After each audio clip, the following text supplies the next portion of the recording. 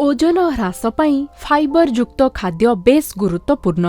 Fibre को खाद्य सामिल करने द्वारा यह ओजन ह्रास दिगरे सहायक होइथाए। तेणु आपण जदि ओजन ह्रास करने को चेष्टा करुछंती निश्चय निज खाद्य रे एही सबु जिंस को सामिल करंतु। राजमा रे प्रचुर परिमाण रे फाइबर रहिछि। एहा सहित हाई कार्ब रे मध्य एहा भरपूर। राजमा रो ग्लाइसेमिक इंडेक्स खूब कम होइथाए, जहाँकि एहाकू डायबिटीज फ्रेंडली एवं वेट लॉस फ्रेंडली मध्य बनाई थाए। कदली रे प्रचुर परिमाण रे विटामिन सी रहिछि।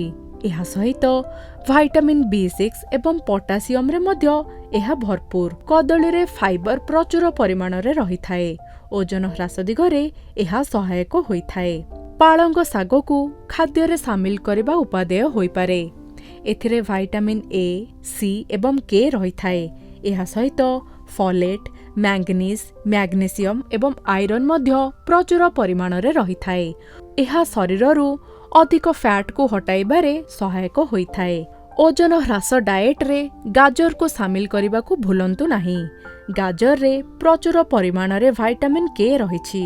एहा सहित बेटा कैरोटीन एवं एंटीऑक्सीडेंट्स रे मध्य एहा भरपूर, जहाँकि शरीर को अनहेल्दी फैट ठारू दूरे रखिथाए।